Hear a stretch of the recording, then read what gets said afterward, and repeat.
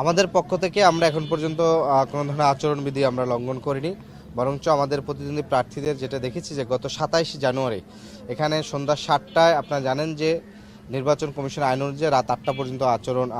প্রচার প্রচারণা করা যায়, কিন্তু এখানে জনাব তারেক রহমানের সমাবেশ ছিল সন্ধ্যা 7টায়, তিনি এসেছেন রাত 2টায় এবং সেই 2টো পর্যন্ত কিন্তু সন্ধ্যা থেকে টানা 5 ঘন্টা মাইকিং রাত 2টো পর্যন্ত চলেছে, যেটা এলাকাবাসীর জন্য এক ধরনের কিন্তু সাধারণ মানুষের যে স্বাভাবিক যে আইনটা সেই আইনটা ভঙ্গ হয়েছে। একই সাথে আপনি যেটি বললেন যে আজকে যে একটি স্কুলের পরীক্ষা পরীক্ষা চলাকালীন হচ্ছে মাইক বাজিয়ে তারা পরীক্ষার মাঠে করছে, এটা দ্বারা তারা হচ্ছে যে তাদের যে দখলের রাজনীতি, তাদের যে সাধারণ মানুষকে যে আপনার মূল্যায়ন না করা, মানে তারা তাদের মন চাইছে প্রচারণা চালাচ্ছে, এতে শিক্ষার্থীদের পরীক্ষায় ব্যাঘাত ঘটলো কিনা কিংবা সাধারণ শিক্ষার্থীদের ব্যাঘাত ঘটলো কিনা সেটা কিন্তু তারা ভ্রুক্ষেপ করছে না। ফলে এই যে পুরনো যে রাজনীতির ধারা, যে সাধারণ মানুষকে অবজ্ঞা করা, সাধারণ মানুষকে মূল্যায়ন না করা, সেই জায়গাটা কিন্তু প্রতিফলিত হয়েছে। একই সাথে আপনারা জানেন যে 26শে জানুয়ারি আমরা যখন ডুমনি বাজারে আমরা জনসংযোগ করতে গেছিলাম, সেই জনসংযোগে তারা আমাদের উপর হামলা করেছিল এবং আমাদের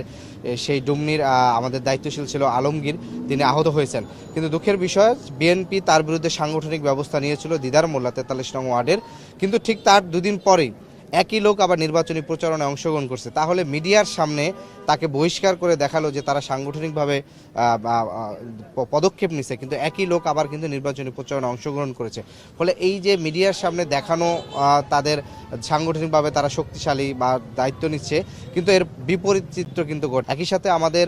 জাতীয় নাগরিক পার্টি জামাত সহ যে 11 দলীয় জোটের আমাদের যারা নারী সহযোদ্ধারা, আমাদের মায়েরা বোনেরা মানুষের ধারে ধারে যান, তখন তাদের পিছনে পিছনে ছাত্র দলের অনেক ছেলেপেলেরা নানা ধরনের স্লেজিং করে, তাদেরকে ডিস্টার্ব করে,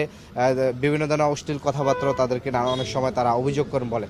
এই জায়গাগুলো কিন্তু হচ্ছে নানা ধরনের প্রচারণায় বাধা দেওয়া, তারা নিজেরা নিজেদের প্রচারণায় আচরণবিধি লঙ্ঘন করছে এবং বিপরীত যারা প্রতিদ্বন্দ্বী প্রার্থী তাদের প্রচারণায় বাধা দিচ্ছেন। বেশ কিছু জায়গায় আমার ব্যানার ছিঁড়ে ফেলা হয়েছে। ফলে আমি আশা করব